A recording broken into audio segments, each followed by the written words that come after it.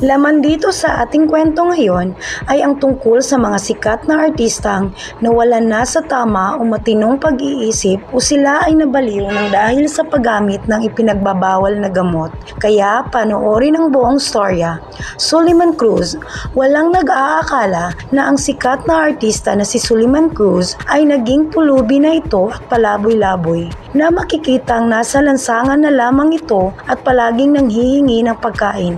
Napabalita noong 2012 na ang aktor na si Suleiman Cruz ay palaboy-laboy na ito sa lansangan. Higit isang taon umano siyang nakaranas ng depresyon na madalas masisilayang palaboy-laboy ang aktor sa Roxas Boulevard noon, kung saan ay doon din ito natutulog at palaging kinakausap ang sarili.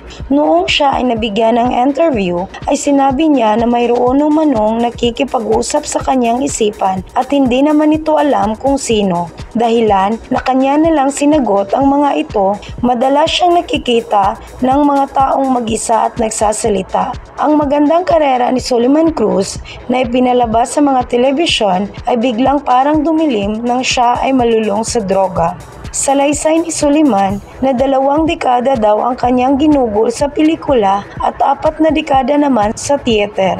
Salaysay ni Suleiman na 2 dekada daw ang kanyang ginugol sa pelikula at 4 na dekada naman sa theater. Nag-iba ang takbo ng kanyang buhay nang dahil sa droga. Nahikayat siyang subukan ang ganitong bagay at nadala siya sa mga taong nakapaligid sa kanya. Simula ng kanyang matikman ang ganitong bagay ay hinahanap-hanap niya na ito at paulit-ulit na ginagamit hanggang ito ay dahan-dahan na nawala sa tamang landas ang sana'y maganda niyang katayuan. Ngunit nang dahil sa pagmamahal ng kanyang pamilya ay unti-unting nakabangon si Suleiman Cruz mula sa madilim niyang mundo at malaking tulong sa kanya ang mga rehabilitation. At ayaw din ni Suleiman na makaramdam ng galit ang kanyang mga anak sa kanya. Gumaling si Suleiman sa kanyang clinical depression dahil sa tulong na rin ng kanyang ilang mga kaibigan at asawa nitong psychiatrist.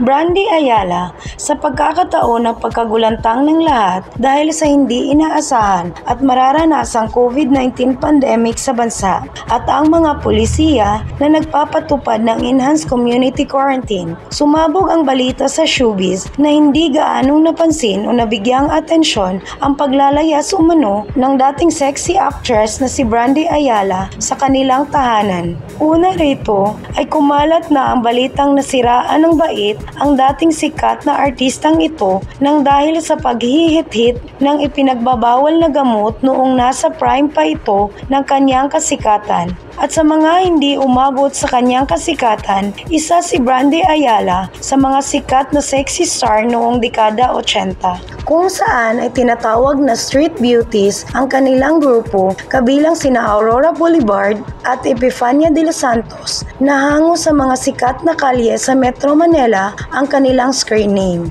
Binansagan din siyang alcohol beauty at kasabayan niya noong araw ang soft drink beauties tulad nila Cola Nicolas, Sarsi Emmanuel at Pepsi Paloma. Noong kalakasan ng pelikulang bomba o penetration movies, ang tawag sa bold films na may mga aktwal talaga na mga malalaswang palabas ay naging artista itong si Brandy. Ngunit agad na lamang siyang nawala sa showbiz dahil pala sa kanyang pinagdadaanang depresyon hanggang sa lumala ito. Nag-umpisa na itong nasiraan ng bait at palaboy-laboy sa mga lansangan. Ayon sa mga kaanak niya na kahit pa palaboy-laboy ito sa lansangan at nanghihingi ng pagkain at pera sa mga tao, pero umuuwi pa rin daw naman ito sa kanilang tinutuluyan sa Tondo, Maynila. Ilang beses na rin si Brandy Ayala na pabalik-balik sa mental hospital dahil sa kanyang kondisyon. Jero Manyo. Ilang araw din na palaboy-laboy sa Terminal 3 ng Ninoy Aquino International Airport noong 2015 ang dating award-winning child actor na si Jero Manyo. Ayon sa ulat, sinabi ng mga empleyado ng NAIA na nakakaawa raw ang sitwasyon ni Jero Manyo na paikot-ikot na lang daw sa terminal ng paliparan.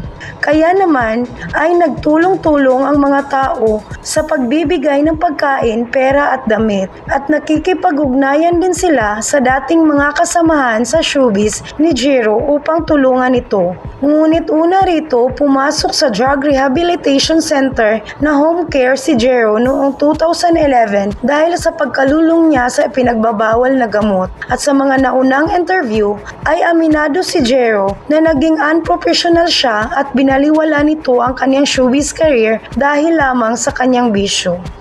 At nasira na din siya nang dahil sa pinagbabawal na droga at naranasan na rin ni Jero ang magsasalitang mag-isa. Napag-usapan sa panayam kung paanong napunta sa paliparan si Jero noon. Maaalalang noong March 2012 ay nakapagtapos ng high school si Jero sa Rizal Experimental Station and Pilot School of Cottage Industry sa Pasig City at ginawaran pa ito ng Special Award bilang Most Inspiring Student. At noong 2004, humakot ng parangal ang pinasikat niyang pelikula na Magnifico at siya ay tinanghal bilang Best Actor. Kung may opinion kayo, i-comment nyo lang dito sa ating comment section. Maraming salamat at huwag kalimutang mag-subscribe sa ating channel. Hanggang sa muli, ito ang inyong Ate Bibi. Bye-bye! See you in my next video!